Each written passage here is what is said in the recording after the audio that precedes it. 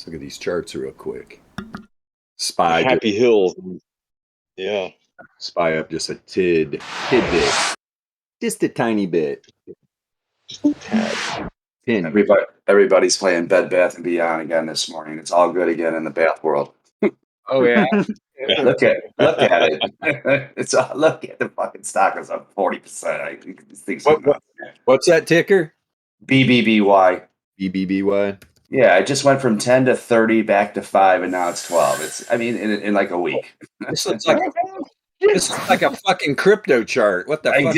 I know. Holy shit! Look at this pump dump. Yeah, no doubt. It's all good again in Bed Bath and World land.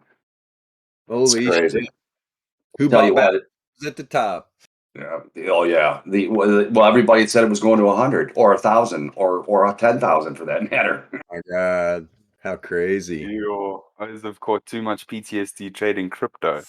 That is fucking ridiculous. Yeah. Holy, oh Jesus! Yeah, look at this thing, man. It's insane. The daily chart. God damn, this looks like real shit coin. Yeah, it's incredible with this. This is one of those meme stocks. It's right there with AMC and all that. This was the other one that kind of rode the coattails, but it had some movement. Lately it's crazy. The options. Look at AMC dumped out. Yeah. Oh yeah. Same crap. thing. Look at that. Oh my God. Look at that. Wow. I didn't realize it got knocked from 26 to 9. Yeah, I'm telling you, all markets are crypto now. Yeah. No shit, right? You know who's making big on these? The option traders on these things, because the Bed Bath and Beyond and AMC have options. Got to be insane. Yeah. Big time. Wow. And then I monitor a couple other chat rooms and whatever too, just for ideas. And I mean, all you can see is just people talking. Oh my God, I'm buying Bitcoin, and or not Bitcoin, but BBY and AMC, and everybody's holding the bag. Everybody. You know what I mean? I mean, think about it. Not that you guys ever look at volume, but if you look at the volume on that way up, the majority of the volume is right at the top day. Right. Oh, yeah. Oh, yeah. You know what? Let me go back to that. I'm going to throw a fucking... But if you look at today real quick, and I'll shut up after this, if you look at today on the pre-opening here this morning, because I've been up here for a while. I actually bought and sold a little bit of it earlier, but our VRE, it hit it almost perfect today. Pre-opening. Say that again. On which stock? On Bed Bath and Beyond this morning, it was pre-opening because that earlier it reached all the way up to 12, almost. Holy shit! Yeah, look at that. The end of last week, this fucking thing gapped way the fuck down. Yep. So 11:57 was or 12:33 was the daily. I guess that would be resistance. First resistance. We were within 10 cents of it. It's incredible. That's what I mean. Even our shit works on this. Yeah. And the predictor had it perfect too. Nailed it. So can I ask you guys a question? Yeah. Can I ask you guys a question on the predictor? So I have a 3-minute chart up on Bed Bath and Beyond with the extended time hours on it. Okay. So obviously it gapped up this morning. So today's the 24th. So it gapped up this morning, opens around 997 in that area. The predictor goes green. And then there's two lines. We have two CC lines that go outside the predictor, correct? There's like two outside lines. So if you have both of them on, I guess I should read the settings. I'm just wondering, is it a stronger signal when everything is green? Does that mean, whereas let's say the RMLR is green going, the predictor is green going up, and then the outside line is red, and then the outside line is green. Like, there'll be divergences in the colors. I know I'm kind of not making sense there, but I'm trying to say this correctly. Well, because there's different settings on the outside lines, even the predictor, there's a lot of different input settings. So depending on what you're using on the outside line. Do you guys use the outside lines? Is there any one particular setting that works for both when you have them on both of them? Just curious. Well, if I go to my variance, right, I've got, regular variance is when it's a white line. Then when it has an outlier, it goes pink, and this is the inside line. The outside line is the correlation. And so when you get pink and blue, it's a power move to the top side. When you get pink and pink, power move to the downside. And I have still yet to probably upgrade to the new entropy that has the outside line and all that. I'm still using like one of the earlier ones. Yeah, I'm having difficulty with the new entropy. I'm actually using the old one still, and I was talking to Yasha earlier.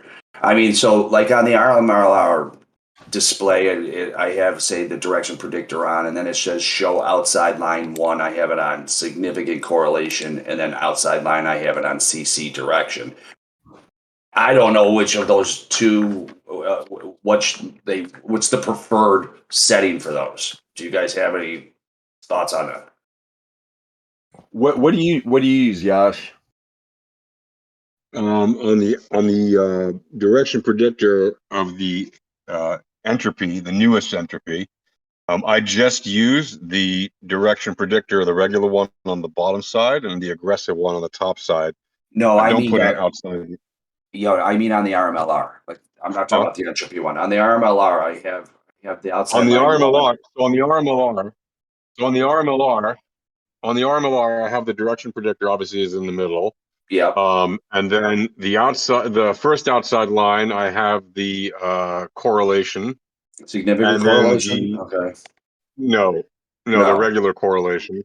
So which one is that? Is that CC? Because mine says CC direction, direction predictor, direction trend, direction default unique, and significant correlation. That's all I have. Those 5 things. Well, I will tell you which one I have on this particular chart. Normally, it's just CC direction that I put it on. Okay. Yep, CC direction, and then the outside one I keep on significant correlation. Perfect. Yeah. Yeah, that's so what I wanted to know. That way I see from the middle line, okay, up or down, and is it correlated on the next line to the expected RMLR direction, or is it not correlated to that direction, right? Are we moving away from or towards it, or etc.? And then if I see it's significant, and I'm like, okay, then that's possibly a worthwhile read to move on or whatever, if it's for like close to an entry point or an exit point. So kind of from that's how I do it. That makes sense, because if you look at the BBBY, just using this as a quick example, and I don't want to take over the show here. So at 7:45 my time, they all go green. Okay, and that's when it makes its big rip from, I don't know, around 1080 to all the way up to 1202. And then you can see it start to go lightly red, then dark red in the inside, but it's got the outside line is still green, and then it does its big drop off when everything goes red. Like all 3 lines are red. So you have the significant. What time frame? What A time frame are you? 3 minute chart. 3 minute. 3 minutes. Yeah. Okay. Yeah. So at my time, you can see it all goes green at 7:30, or whatever your time, your 6 hours, 7 hours at. So at 7:30 it goes all green, and then it stays all green till 54, and then it goes all red at 06, like 8:06, and then it stays all bright red. Yeah. Okay. So the question I was asking, so when it's a double confirmation when both lines are going the same, or the same color going the same direction as the inside RMLR. Am I saying that right? Yeah. I mean, yeah. It's definitely more confirmation when you have more confirmation. Okay. I know. I don't mean to be stupid about it. I apologize. No, and it's not. It's a perfectly valid question. I'm just trying to answer it as plainly as I can so that it's clear. I don't want to use big words if I don't need to. Right? It's confirmation, and you're seeing more of it. Like, first of all, you're seeing, is it confirming with the correlation coefficient? Well, if it is, it is. If it isn't, it isn't. And then you're seeing, is it a significant correlation? And if it, and you can have insignificant correlation, or you can have significant correlation up or down. And the RMLR, kind of the switcheroo colors, the ones in between, are usually spot on inflection points. Like, they're very good places to, either be taking profits or looking for an entry. And when they're full bright or when they're full bright green or bright red, they're usually very good for continuation in that direction. Yeah. Well, I just wanted to make sure I had it set up correctly. And it makes sense looking at what you just said here. It totally makes sense. So I appreciate it. Thank you. Yeah, man. And by the way, that's exactly the whole purpose of this thing. Yeah, we talk a lot during this time, but it's not like, Yeah, that's what it's for. we're here for you to do that too. All right, cool. All right. Good. That really helped me. I appreciate it. Thank you. Let's see. Yeah. And MJ, while you're there, thank you for sending me that little setup you had. I really like looking at your stuff too, man. Yeah, no problem. I mean, it's amazing how different you got it set up. The problem is that because I'm on the pro tier of the A trade, I can't see everything because I got little red icons that block me out because you have so many things on one. Yeah. So, but very well set up, man. I can read it clear as day. It's great. The way you have the ATN to V2, amazing. Yeah, thanks. Yeah, seriously amazing. I have a little difficulty with the ROA2 amp understanding what the dots mean. But that's okay. That'll come. Yeah, for sure. Yeah, but thank you. Let me see something real quick here. Yeah, I'm putting on this predictor. So right here on the weekly on Bad Bath and Beyond, I mean, you can see this move outside the Laplace distribution. Now this pullback, the top side of the 95.4 Laplace, and the reverse mean. That's what it does. Wow, look at that. Yeah. I mean, dumped right to it. So now it's amazing. Yeah, for sure. It's amazing the stuff you guys have. It's amazing. My compliments. Yeah, and it's like we talk about all the time.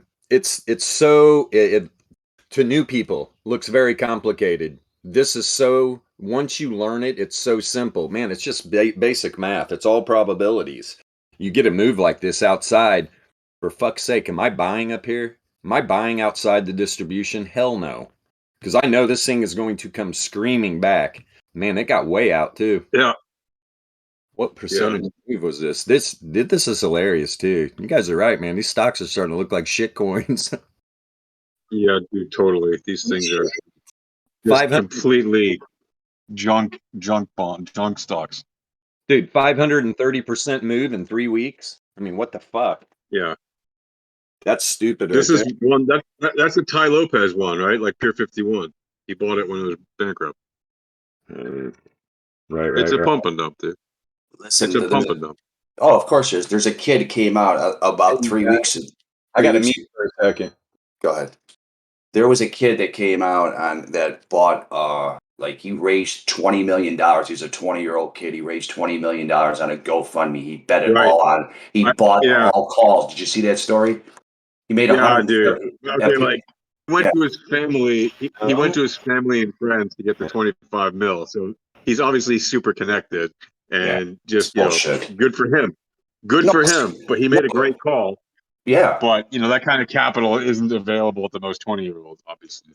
Well, the funny thing is there are still conflicting stories on how he got it or whatever. But apparently, the thing is, he has 100. I know he's got 5 million followers, and why it got cracked all the way from the $28 it went to all the way to $5 is because he sold his whole position on the way up. But yet, he sold it all to his followers. Right. Exactly. Gee, classic pump and dumper. Classic pump and dumper. Oh, Stratton Oakmont, all over the place. Stratton Oakmont. Yep. He probably had freaking sell orders everywhere. Yeah. And that's completely normal in this degen space and on Wall Street bets and all that kind of stuff. It's just that's how they operate. And again, a 20-year-old with access to 25 mil that he didn't earn himself. Bullshit. No, I mean, good for him that he has that kind of access. It's wonderful. I think it's. I don't think badly of people who have access to capital. Oh, no. Good for them. But it's just like he didn't necessarily get that entirely on his own. Like he would have made a great profit no matter what his entry was.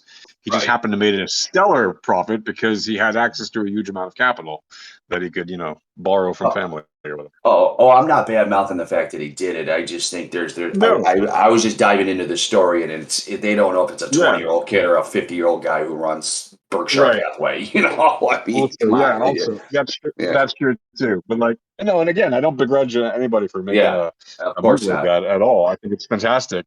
But it is a bit of a stretch to be like, oh, he's this great trader, he's a great communicator and a great influencer because he convinced somebody to give him a lot of money to trade with and to make a very, very, very risky call, which he happened to be right about.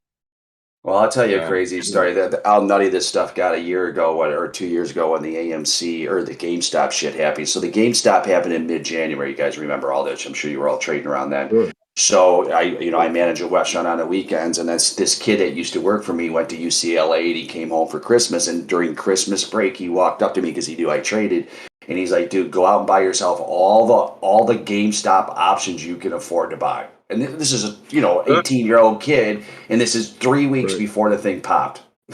I mean, Right. come on, man! Like that became a self-fulfilling prophecy. You know what I mean? Right. They Yeah, that willed it. wasn't a Wall Street bet pump and dump, to the core. Oh, of course. So. It just went to 480. Apparently, also real quick for you guys, something to keep on. Put a ticker on your thing called JZ, Jeff Zebra or Jack Zebra. So apparently, that company, that HKD that came out 3 weeks ago, that went from 15 to 2,500 and then back down to 100. The guys that released that are releasing another new issue called JZ on Friday. So that's the next one that they think is gonna. Again, it's bullshit. We all know that, but just put it on your ticker, keep it at the back here. This thing on NASDAQ, Jay-Z. Yeah, when I pull it up, it goes to Apple. Oh, maybe. Oh, it comes up as something already. Oh, No, that's when I weird. pull up Jay-Z, Yeah, it does. switches it to Apple. Wow, it did get mine too. That is really weird, man. Oh, that's something going on. At a nice pump. It's at Wow. about 40% pump or something. I don't know. Mine comes up as Apple too. That's weird as shit. You were talking about That's the pretty music, not the stock. Right. Jay-Z. No, Oh shit, that'd be hilarious if that was the reason. But anyway, no, yeah, it's coming up as that. Speaking of, What the fuck? I just noticed. Yeah, I clicked on Jay-Z and it popped up as Apple. What the fuck? MJ, speaking of Jay-Z, that's the one weed stock that I bought that I got my ass handed to. He and Rihanna bought Graham F, GRAMF, George Robert Apple Mary Frank. It was a SPAC a year ago at $10. Pull it up right now. Graham F, GRAMF. It's the worst SPAC of all of them. Yeah. TP. Yeah. It's the biggest pot company in California. And the stock has gone from basically to Oh it's my 50 word, to cents. 75 cents. Now that I left, they can have that title as the biggest marijuana company in California. That's funny. Well, that's what they said. That's what they claimed, that they became the biggest marijuana company in California. So whatever. But the stock went from 10 to 50 cents. Lovely. I mean, Yeah. This looks like the dump after the 20K BTC high. Yeah, dude. I mean, that looks just bad. That's just, oh my god, put it on monthly. That thing is just, It's unbelievable. Oh my god. I know, it's unbelievable. Well, if you loved it at 10, you got to really love it at 75 cents. But the direction predictor is now saying down on it on the monthly. That's just bad, dude. That's just bad. Oh my Okay. god. It's so bad to populate. Yeah. The chart's afraid of this thing. I mean, you would have thought with Jay-Z and them all behind this thing, this wouldn't have happened. But obviously, somebody got hosed here. Fucking massive. Who bought this fucking wig? For the next fucking year and a half, it just said, "Bleh." Yep. Crazy, man. But crypto is the degen thing, right? Crypto is the problem. Yeah. Right. Yeah, it's crypto. Hey, Bilbo, put your chart up. It went away for some reason. Boy, that's just gross. Yeah. Yeah, your chart's not showing, Bill. Or screen. Oh, Yeah. what the? It's because I'm here. MJ's going to put a visual interlude at this point. Yeah. Visual interlude. I'll just put a look at picture this of the weekly. Kraken up there for 10 minutes. Look at this thing. Just going, it opens, right? Just goes sideways for a little while. Just sucking all the people in. Oh, here's the pump. Let's do it. Fuck. I'm sure you guys know a few cryptos like that. Oh, Jesus. Yeah. Yeah, I'll tell you So what. many. I can show you about 1,000 crypto charts that look just like that. Wow. That's insane. Yeah. The dump. Yeah. Just go to any of the cryptos listed on CoinMarketCap that aren't like in the first 20. Yeah, exactly. Pretty much anything outside that first 20 or 50 or You want to get crazy, go to page 2 and beyond. There ain't nothing on page 2 or beyond that doesn't have insane charts that are just like, what are you doing with this thing? Go replay Tron, Verge, and Cardano in January 2018 and just watch it. Yeah. Cardano monthly. I love that dump. So when you see, so how crypto gets these names called like shit coins is when it looks like this gram F. Like it is now called a shit coin because it's usually this pairing, it'll be like BTC XRP, even though the whole market's going up, but that shit coin just gets absolutely annihilated against BTC. And that's why we call them a shit coin. The shit coin. See, I never think about putting it up against. I always do it against the U.S. dollar. So if you put up a shit coin against BTC, it's even more exasperated, huh? Yeah, it's pretty much when those shit coins start pumping against BTC, you'll be looking at BTCs taking people are shorting BTC and they're just trying to catch the next little pump because the altcoins take about 45 seconds to 3 minutes to actually follow through the Bitcoin pump. So if they can sell it there. Oh shit. Neighboring tribe has him. African, I lost you. Neighboring African. tribe. Neighboring tribe. What the fuck? You gotta move. You gotta move the Bro, goats out of the front. Of the goats are eating your mic line. The goats are eating your mic line, African. There we go. That's awesome. That's awesome. My man. He's Alpha Trading's. He's the ambassador for the continent of Africa. That's awesome. That's right. Oh yeah. His Excellency. Yes, for the sure. Goat Raider. My last name's motto is unbowed, unbroken, honor, and courage. So if you're to go those four. That's your last name? Well, that's what its motto is. Dude, that's like very Game of Thrones-esque. Yeah, right? Yeah. Gotta get a tattoo on my back about it. You need a dragon. Pretty I funny. just watched that first episode of the new fucking series, whatever the hell it is. I like that shit. I think that's when I thrived. That was the life when I thrived. Yep. Got to carry a sword, just stick it in people. Fun. Good stuff. Just a big video game. Let's see. All right. 4 minutes, huh? Till the opening bell. That'd be great. How funny would that be? Oh, today, ladies and gentlemen, we got the guys from Alpha Trading. They're going to be ringing the bell.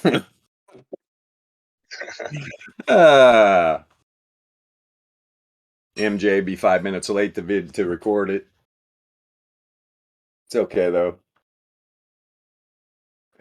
He's laughing right now. Smoking a doobie and bringing the bell at the same time. Totally. Let's do it. Y'all should bring a big bong. Yeah. Light that joint up. I'll bring the cowbell. We're like, hey, we got a new bell.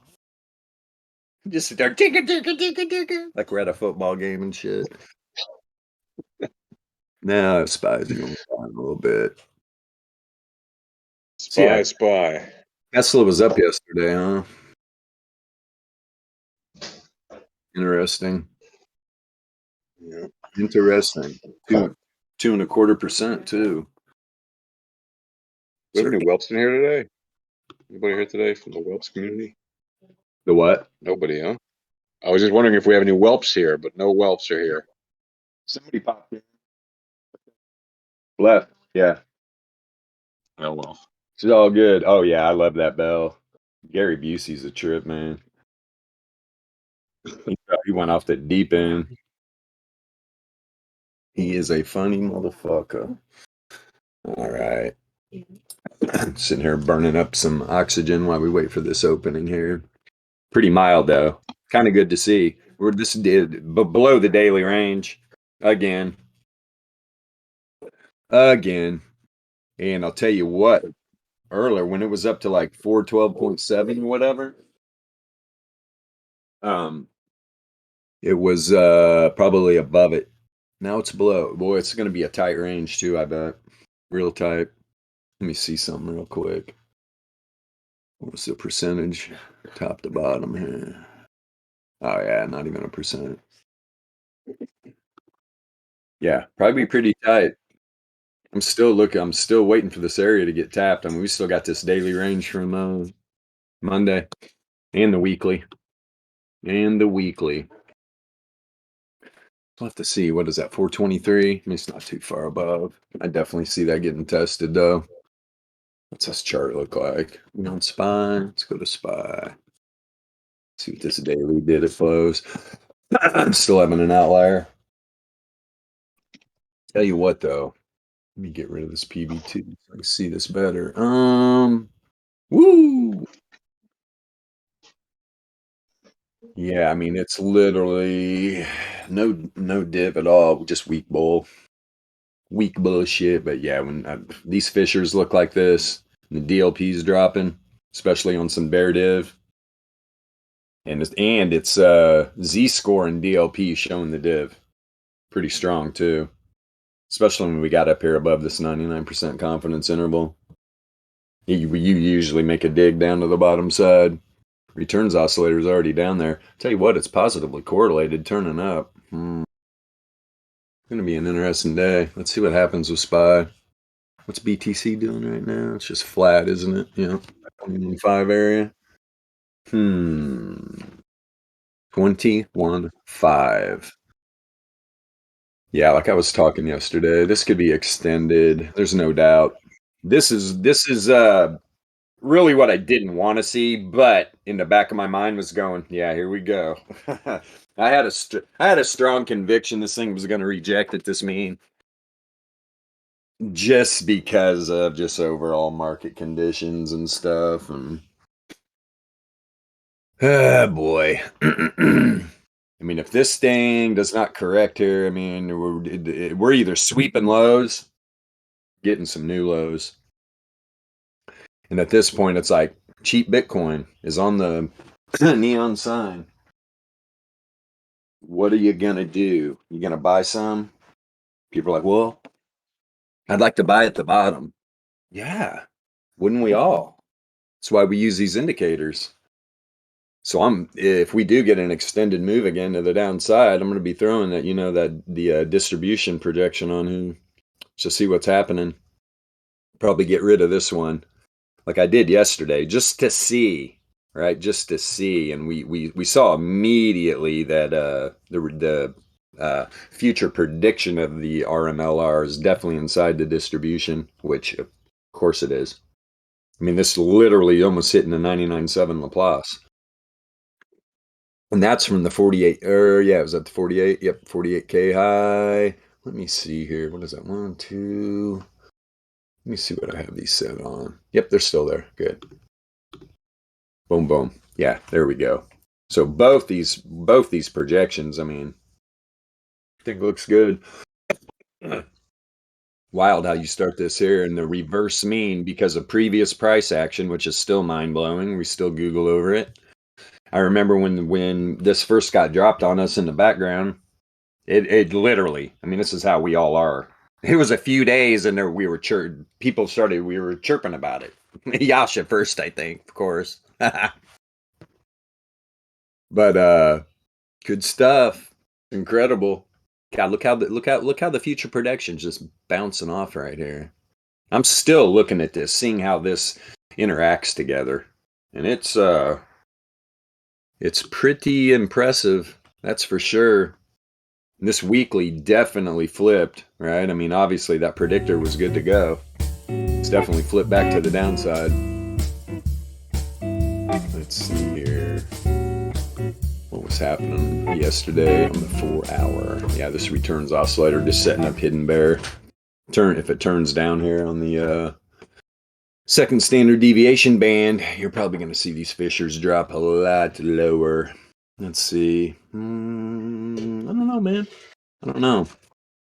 You've got this DLP. I look for that too. I look for the DLP to hit these confidence intervals for sure. They're down there. There is no doubt about it. But just like that daily and weekly or whatever, I mean, there is definitely bear div. Predictor on the freaking 4 hours to the downside. Volatility contracting, positively correlated. Probably going to walk right on down. And speak of the devil. Yep, daily range right where I thought. Is it tight? Yeah, same as yesterday. Same as yesterday.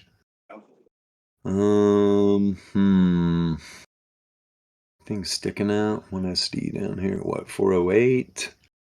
Let's look at these low time frames now. 90 minute. Yeah, hidden bear.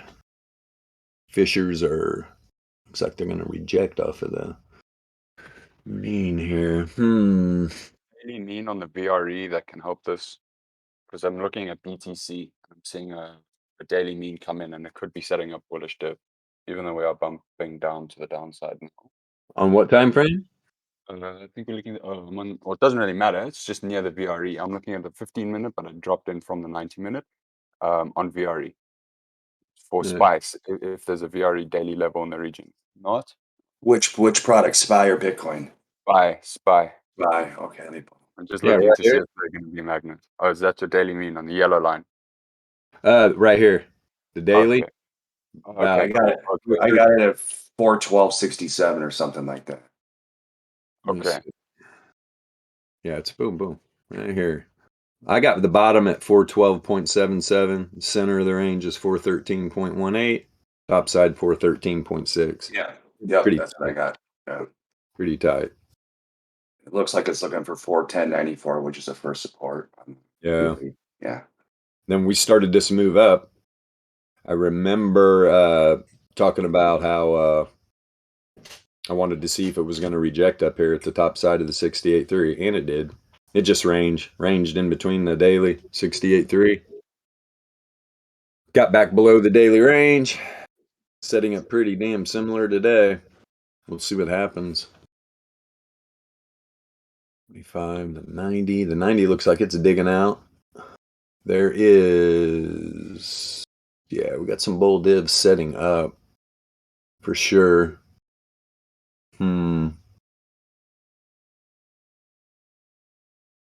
Yeah, there's definitely bull div on these lower time frames.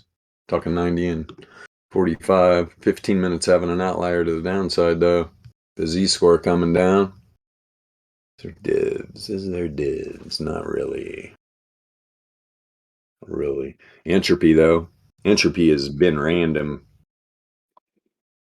pretty much all day yesterday, too. Starting to drop a little bit here. But predictor is the predictor. Volatility is expanding.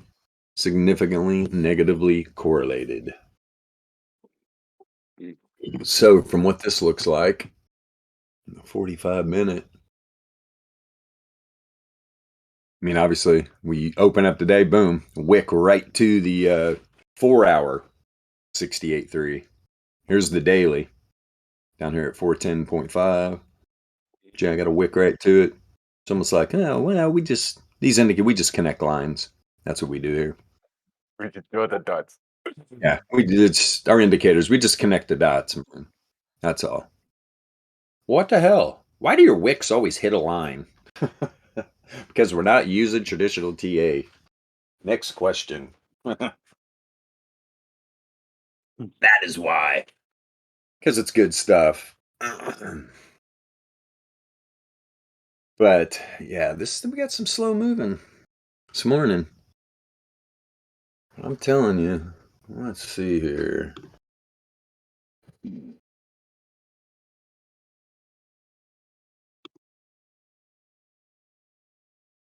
Oof. Yeah, I remember talking about this 2-day on SPY. I mean, just ton. The whole move is just setting up bull div or bear div. The whole freaking move. And did we just get a new one? I believe so. Fucking date. What is the date today? Don't even know. 24th. Yeah. Closed today. Tomorrow we'll have a new 2-day. Let's see. It's a 3-day doing.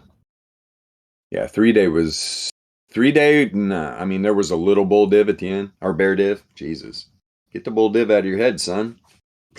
I don't think that trend change is coming for a bit. And so, what do we look for? These higher time frames.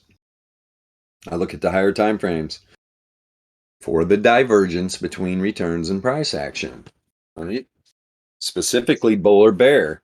Those are going to be the trend changing divergences. But now, just because you're talking about trend, it doesn't have to be some massive move. I mean, there can be a trend change. It doesn't have to be super. But most of the times, especially if there's still going to be a lot of sell pressure, it's going to be setting up the hidden divergence on the other side for continuation of the move.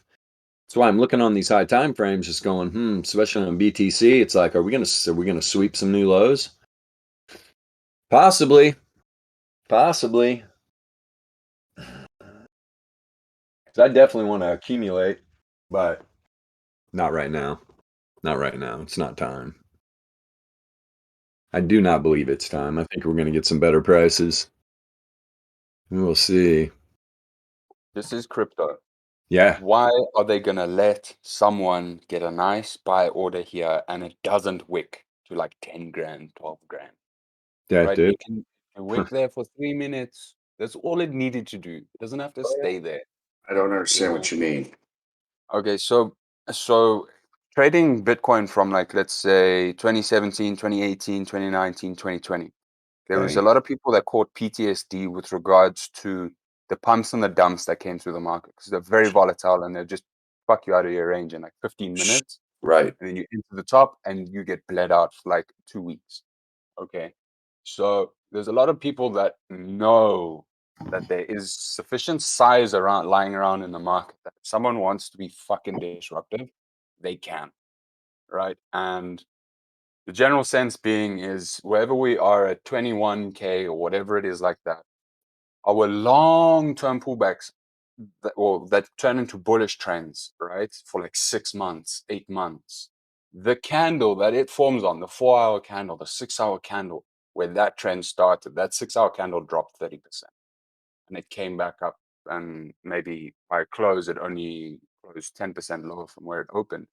And that 20% to the downside is what wrecks everyone, gives them scared feet, and they don't enter the market. So they just run it. So that's the kind of thing I'm looking for. I'm looking for somewhere between, honestly, a 3,400 Bitcoin, a wick to there, and then anywhere from $7,400. But I want to see a wick at $7,400. If I see a wick at $7,400, I'll be more than happy to say, cool, the crypto market can now go break 100K or its previous high or whatever it was. I But would until think. then, Good. yeah. I would think Okay. that that's going to be an easy thing to see. If it breaks the 18 or 19 with all the stops out there, it'll become a self-fulfilling prophecy because everybody has their stops. Plus, there'll be liquidations. Look at Michael Saylor, using him as an example.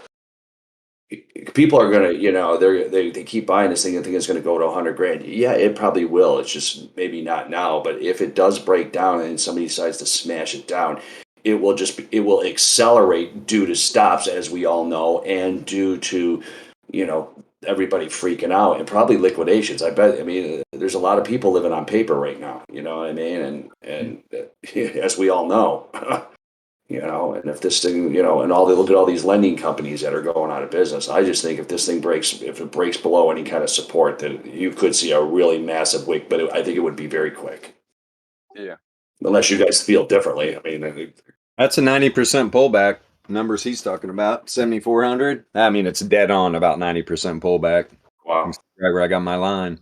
And right right there. literally right here at the reverse mean. Yep, that's yeah. And if you And look that's the thing is up here, it probably won't be that exact target, right? Because people tend to overestimate these things, and just like they think, oh, it's going to go to 100 or whatever, it might be gets to 90, 95. Who knows? Maybe it'll go to 100, maybe it'll go beyond. But like on the downside, people will think, oh, it's going to the zero, with like 10 grand or 7 grand or whatever. And then, of course, they're going to draw some stupid lines, and it's going to miss the mark by a lot. Meanwhile, we're going to be, with the distribution models right on the nose. Yeah. That's, so we'll Who's see. got the We'll see. underneath part? This is wild. Volatility kicks in, catch the underneath part if it's going down. If volatility picks up, catch the underneath part of that fucking distribution coin. You should be good. So I mean, if you go ahead, I'm kind of using this previous move. Hold on here. Yeah, to gauge the current one, kind of thing. So Okay. this jump from 48K and this big candle and wick right here. This is that would take us back. I mean, it was a 63% drop.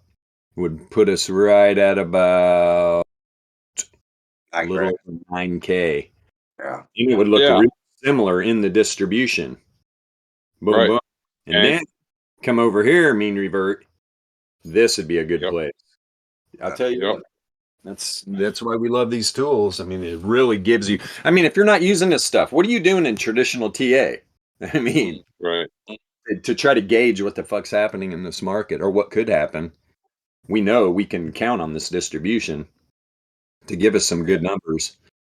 That's why when we were running to the top side over here, people are like, oh yeah, you were talking all these stupid numbers. I'm like, no, they're not stupid. It's all math. I'm reading the freaking distribution. I'm telling you what those levels were. I never said that 100% sure. I would always give you the probabilities of what's happening and then give you the probabilities that, hey, this move could be over. Look, we're here. There's a probability for this data set to go here. Could go either direction. But when that thing started getting up there above 60, I was like, whoa, well, there's the probabilities were on the side of the pullback. There's no doubt about it. So there you go. Especially on the move from 10K, right? We did this yesterday. We were way outside the distribution. Pulled back in. Of course it does. Like that's why I like looking at those Monte Carlo simulations, right? Where you can freaking just see 10,000 different runs. And it's that in itself. If you can get somebody to understand what they're looking at and then show them what we've done, it's a no-brainer. It's like, dude, look at all these random simulations that have been run inside this distribution. Are you not fucking seeing it? Or do you understand now about the probabilities? So you really got to show somebody. But they need to understand what the hell they're looking at. And then it starts to make sense. Because that's all this is. It's just all probabilities. And we're waiting for outliers. People are like, what the hell's an outlier? Well, outlier is a fat tail event within the distribution. It's grade 10, bro. Yeah. There's several different types of fat tails. Indeed. It's grade 10. You're gonna learn it at the end of grade 10. Sorry for interrupting.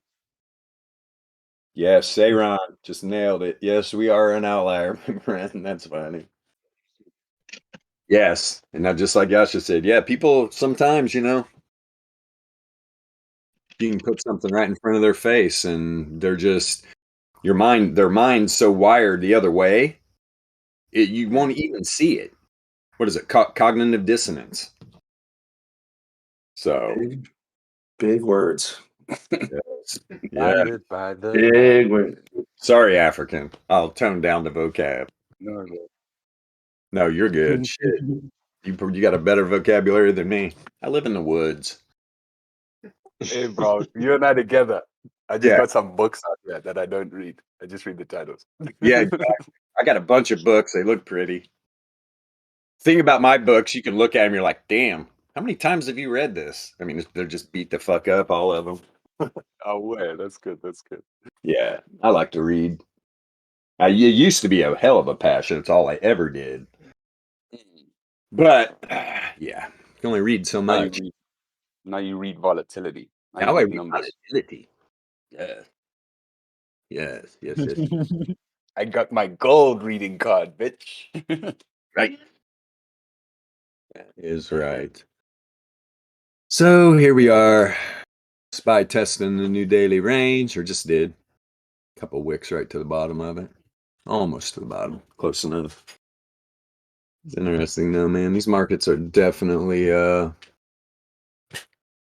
in a little lull right now.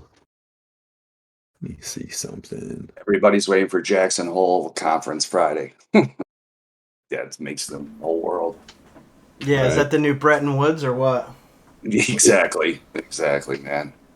You know, it's where the Illuminati all gather. Yeah. Yeah, for sure. Illuminati. Well, The Bilbo's Illum- looking that up.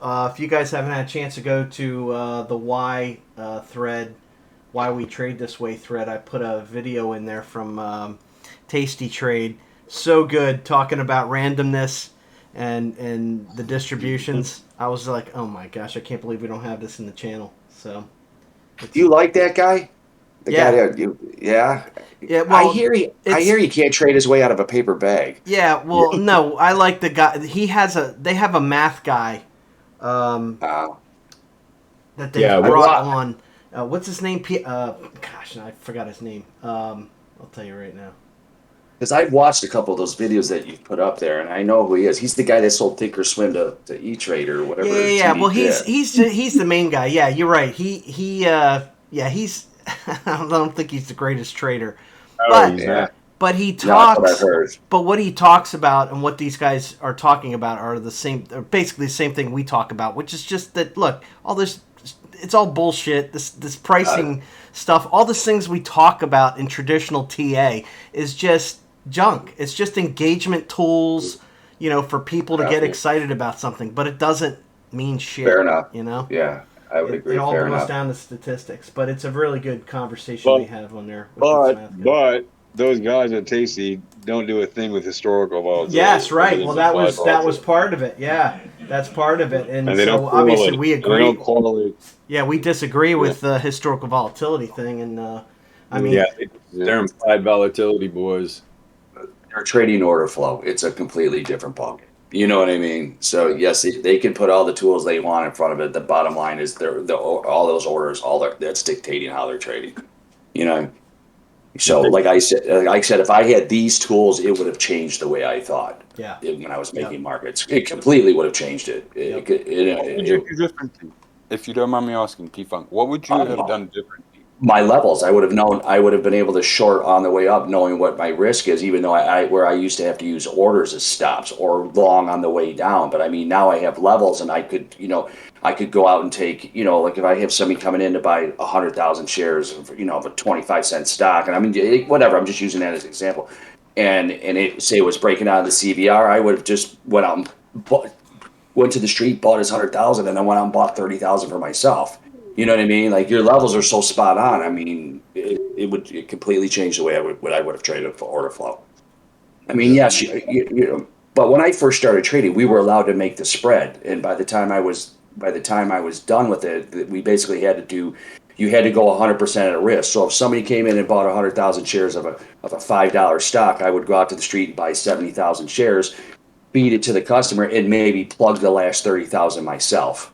Do you understand? Knowing, so I would take it up as far as I could get it to go, where I found resistance, and then I would plug it out, and then I'd probably be short 30,000. Hopefully, it comes back in for a few minutes to make a couple pennies, and that's what that whole name of the game was. I see.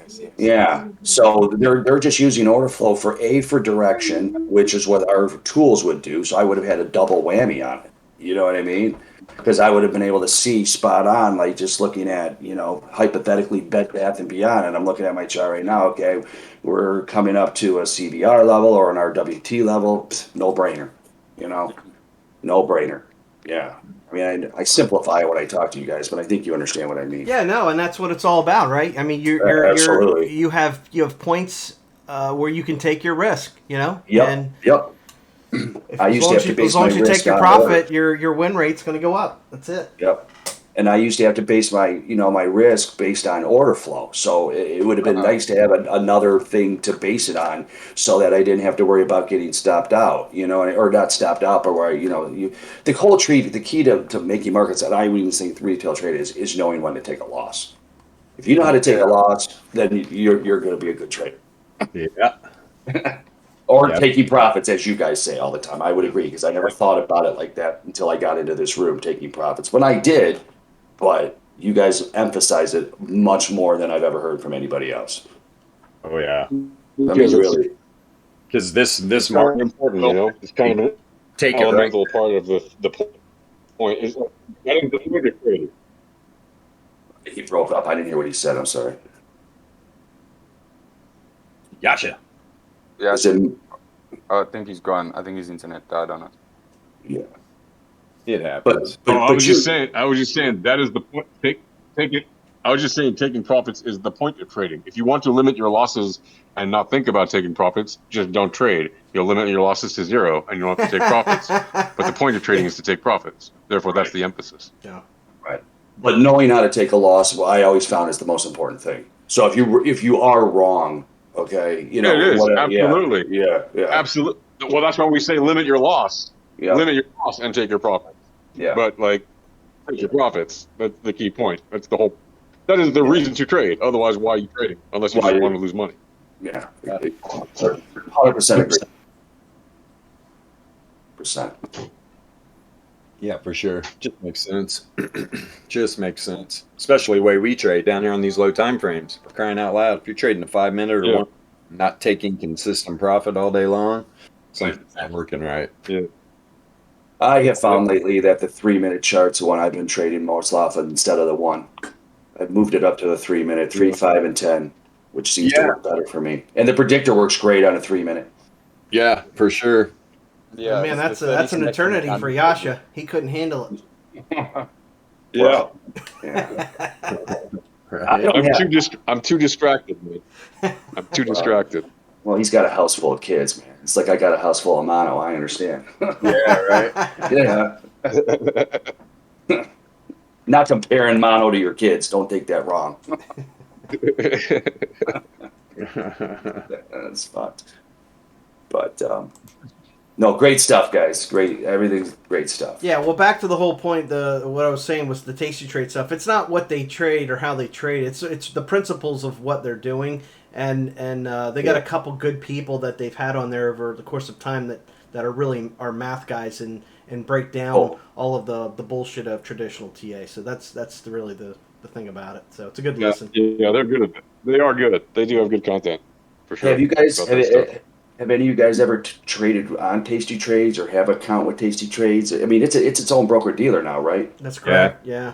They Okay. just got sold or whatever. They're like part of who was that bigger company? TD America. Yeah, there you go. So I don't know if it's changed or what, but yeah, you're right. They used to have they have their own platform and all that. So Yeah. I don't know how that Well, ties that- into Yeah, TV now. But Thinkorswim. They built is what they sold. Thinkorswim, Yeah. and they sold it to TD America, and then they went and built Tastyworks. But Tastyworks is still on its own. That's what I'm saying, right? I Yeah, think. Tastyworks Yeah. is on their. Yeah, it's the one they built after they sold Thinkorswim. Right. Okay. Yeah, they had to wait for So a they used non-compete. their money to build another exchange. That's what I got to do. I just needed a permanent address for my Tasty Trade account. I mean, they ran my shit, and I'm just all over the place. They're like, "Who's this vagabond?" Fucking So you've used it? You used Tasty Trades then, Bill? no. When I tried to start up my account there, they needed more verification on me. Okay, that's what Binance did to me. I needed a fucking permanent address, new ID, all this stuff that I have. I've just been so busy. But yes, I am definitely setting up an account there. Just the tools they have for option trading is, I mean, it's Really? pretty good. I'm glad you told me that. I'm gonna look it up today. Yeah, they got a great system. I mean, there's so much info. Yeah, it's That pretty is good. their focus. I mean, that is definitely their specialty. And it's like, and we know that guarantee they're in there fucking probably trading against everybody like everybody else does. Sure. Like, Right? They have their own traders. Yep. they're not using percentile. They're not using volatility grade, which is their precious implied volatility merged with historical volatility. And then you throw that on percentile and it tells you so much information. They're just missing out. They're missing out. Or they are using all of it and they just, they're smart, keeping the hush hush. That's interesting. Yeah, well, if they were using it, they weren't using it very well because they've had huge losses in the last couple of years, right? Yeah. On their trades. So, I mean, as a company, like they've lost a lot of money. Do you talk about Tasty Trades? Yeah. Really? Yeah, they had They had like the worst. They had like it was like bloodletting. Well, I just found out that like I use Thinkorswim or TD Ameritrade, and apparently all their options they route all of them to Schwab. And when I worked at Schwab as a market maker, and I worked for a little company called Mayer Schweitzer. We were bought out And then I heard at one point Schwab was going to phase out market making because they were making too much money. But then, they went into options, and apparently they're like one of the biggest options traders now, which I find very strange that Schwab would have its own option wholesale desk. But whatever, that's cool. So I'm wondering if Tasty Trades is if they're making markets themselves. I would assume they are, don't you think? Yeah, I I don't don't know. know. I guess maybe. Yeah. I'd be Well, I surprised if guess they wouldn't. I guess if you have that amount of information and you can see, like, I don't know how many traders they'll have on there, but let's just say 10,000 traders, and you can see the options. Can you trade spot on Tasty Trade? Yeah, they got futures. Spot, I don't know. I know they have futures, of course, because you're trading options. But Yeah, when you're on an exchange, you'll be able to see, obviously, like we always say this, like they can see your limit orders and stuff. No, bro, these oaks are tracking Right. your mouse pointer. They're tracking exactly what you're typing in Yeah, and all this stuff. sure. So like they have that back. Yeah. Well, they also know where the institutional orders are. You get what I mean? So Yeah. they know where the Which institutional and not held orders are. If they have a not held order, that means they don't have to post it, and that's usually that's what I used to use as protection. Okay. So I didn't have to put it out on the exchange. Like if somebody gave me a not held order, which means I did not have to post it, okay, then it gives me free will. That means the customer wants to let me make a little bit of money and not post it, and then exercise as long as your ethics are good and you do the right thing, Yeah. or institution. Interesting. Yeah, I'm gonna look into this not held order. Is it Yeah. it's like a hidden limit order kind of thing? Yeah, well, it's exactly what it is. A not held order, I don't know how crypto it is here. I'm sure it's the same thing. It's a not held order or anything above 10,000 shares as a stock. It means we do not have to post it on the exchange. Every single thing else, if it's a limit order, I have to post. So basically, the SEC came out and said that every single order you have to post it, and then so that it's out there on the physical exchange. So it was to benefit the customer. But think about it, like how many free trades can you do all day long? I mean, you know what I mean? And there's cost too, is when you're making markets too. There's like little hidden fees that we used to have to incur, like 0.00001 on every share or something like that. Oh, okay. Okay. Yeah, Sure. but think about it like this: how many people make pizzas for $7 and sell pizzas for $7 and stay in business? man, You know, business, I know. yeah, Yeah, there's usually some white powder involved somewhere. yeah, like DeLorean.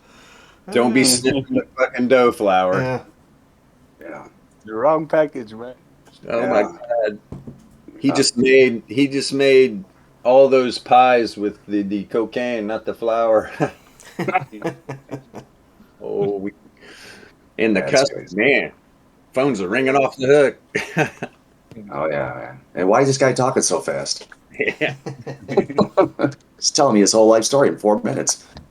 Can you guys just sell crust? Sure. That's the crack part. Exactly. That's fucking awesome. I'll take a pizza and a bag of flour, please. Yeah, Check y'all later. that's funny. That's funny. Yes. All right, I'll mute out. No, all right. We're I got a young one here. a youngin.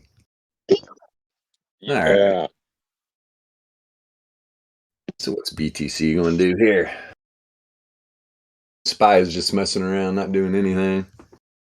Making a run at this daily range. Couldn't get by the 68.3 yesterday. We also got that weekly level right here too, so it's kind of putting a hamper on it, which I'm sure everybody's noticed. You get above or below these support and resistance levels for the volatility ranges, man, they're powerful areas. For sure. Powerful areas. They can definitely that support will turn into resistance, and that resistance will turn into support real fast. But we are, I mean, hell, the bottom of the weekly range, SPY, at 407. Hell, I mean, literally, first 2 days almost just jammed down there. So I would look for that to be a bottom. And every time I talk about this, it always plays out. I mean, you very rarely, I mean, go back, look through the indicator on these weekly ranges and see how many times the data set got outside of either the S3 or the R3 to the top side. Not often, man. Hardly ever happens.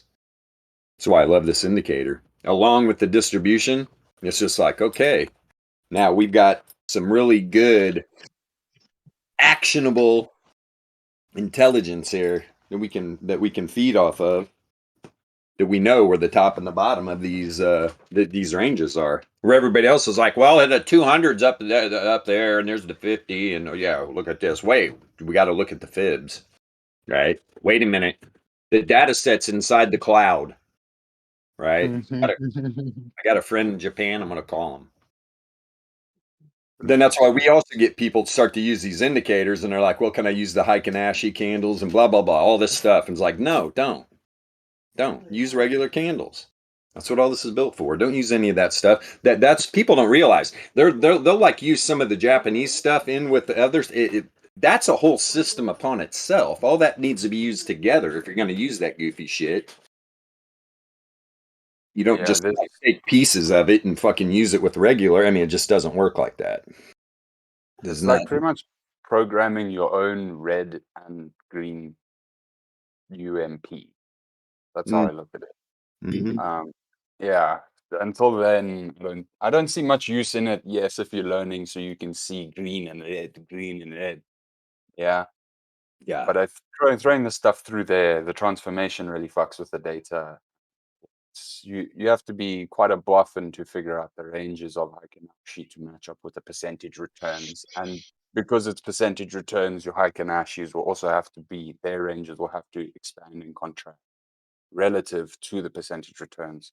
So if it's only 10 ranges on a Heiken-Ashi and then it gets very volatile, maybe it's inverse. Maybe you have to put it at 1 Heiken-Ashi range, or you have to put it at 100. So that's the little equation that would need to be figured out. But you might as well just throw the UMP because the tools are there. So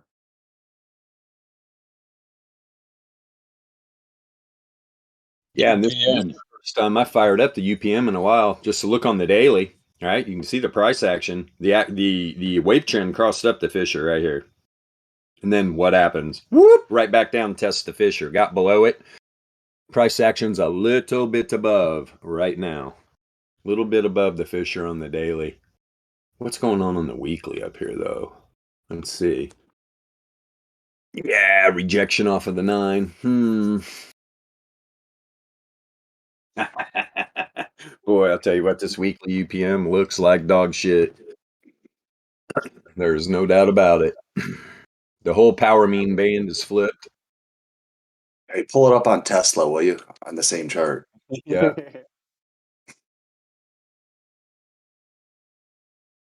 Looks better than Bitcoin. Yeah. Today's its last day of trading before they split it. Oh wow. Yeah, I think it's. I don't know why. I think it's 3 for 1. I don't know. Somebody said it might be more, but that's why. I mean, this is to me. This is the greatest short of all time. But right. Yeah, but yeah. But you reckon they're gonna pump it through so everyone's shorts get wrecked? Well, yeah. Well, that's it, man. I mean, you can't have a company like this worth more than all the other auto companies combined. There's just something wrong with the picture. Well, the thing is a lot of people think Tesla is gonna just solely be like producing cars and trucks. They are producing all those robots that they have in their factories or whatever. Those things are programmed to produce more than just cars and trucks. Like that's the technology that they hold. So let's say you want to make a lawnmower, well, you're going to get a Tesla lawnmower because they can manufacture everything for you. They're wanting to become like China's production, right? So they're wanting to take out all these little things. You want to make a motorbike, or you need a carburetor, you need something like that, like mechanical things. Tesla will make it for you, and then you can put it onto your vehicle that you are building up to retail. They're in so many different industries. Amazing. Yeah, whatever happened? Whatever happened to the tunneling? The tunneling They just company. make appliances. They just make appliances to use energy. Dude, Tunneling company.